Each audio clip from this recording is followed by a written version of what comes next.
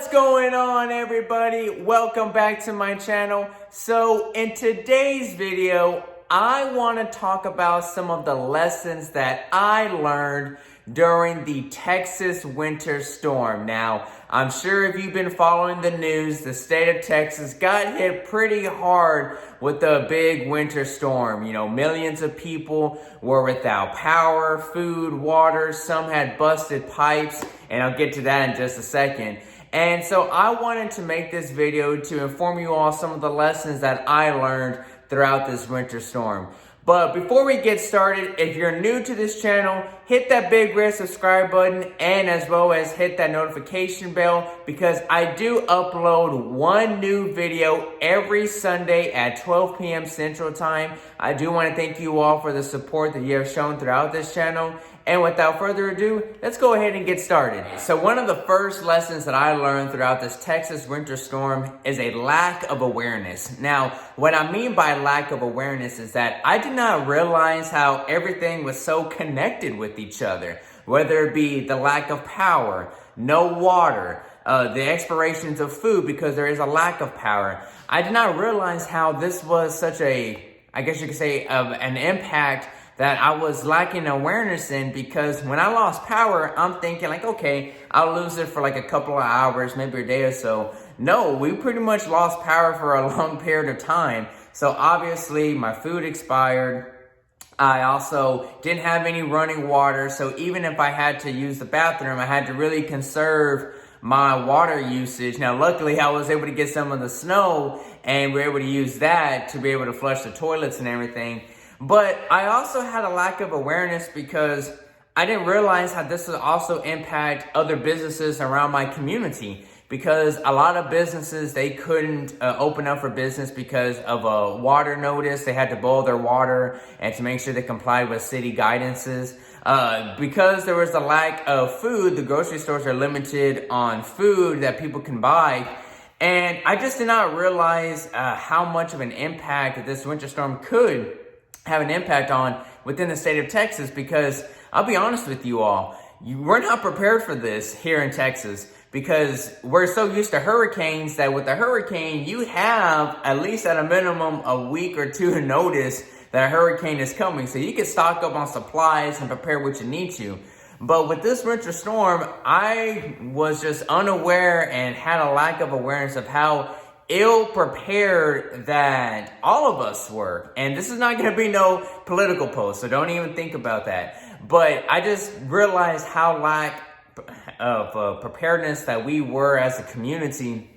And if we were able to go through this again, I hope not, but if we were to go through this again, I definitely want to be better prepared next time in terms of getting maybe non-perishable foods, getting things that can help me stay prepared if a winter storm were going to come this way again in the state of Texas. So that is definitely lesson number one, a lack of awareness. Now, lesson number two is that I had to adapt on the fly. Now, when I lost power, I was able to stay with my brother for a couple of days because fortunately he did have power and very little low pressure of water. It would go in and out.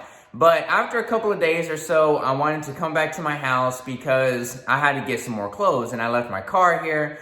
So anyway, going through the door and oh my gosh, y'all, my first floor of my house and my kitchen area, my bathroom area was flooded. A pipe had busted right behind my refrigerator and oh my gosh, y'all. First of all, I'm not gonna lie, I was kind of freaking out first. I'm like, oh my gosh, because the water went up to at least to my ankles or so. So it had been going on for quite a while.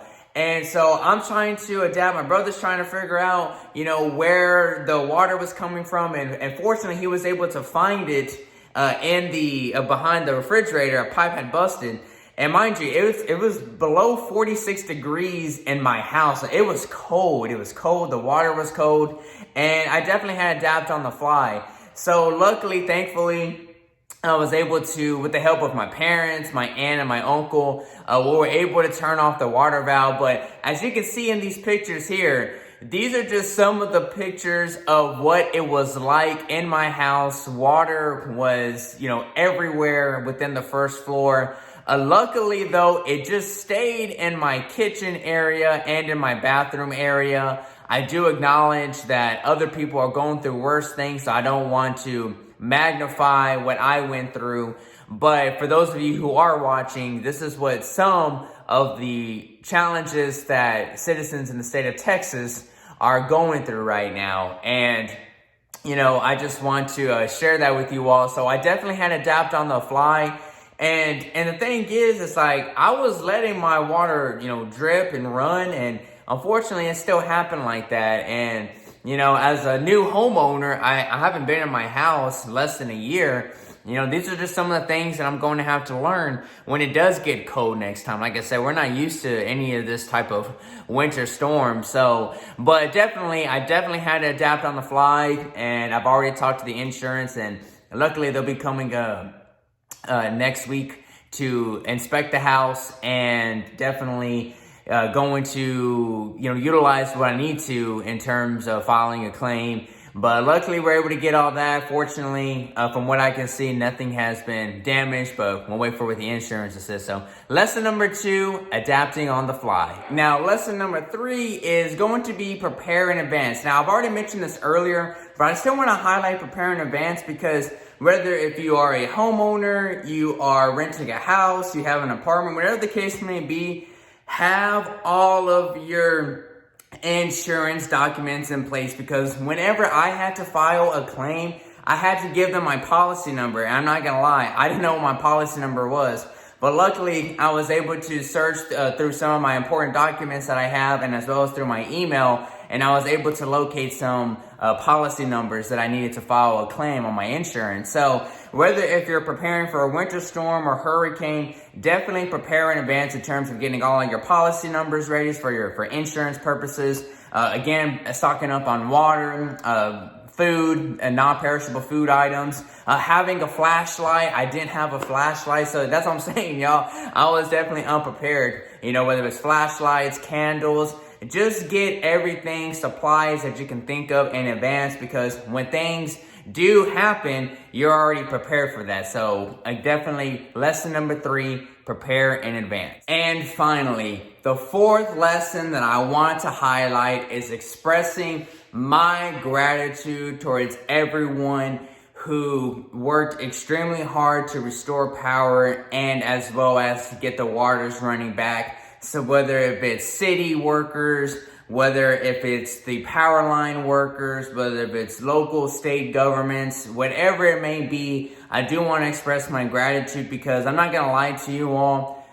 I'm not afraid to admit this, but I took advantage, and sometimes I would not conserve any of my energy. Sometimes I would just, in the summer months, let the AC run, and now in the winter months, just keep having my heater running. And, you know, I'm not going to lie to you all. I was not as conservative as I should be, but this is just a humble reminder about how all of us need to be good neighbors to each other, doing our part for our communities and our states.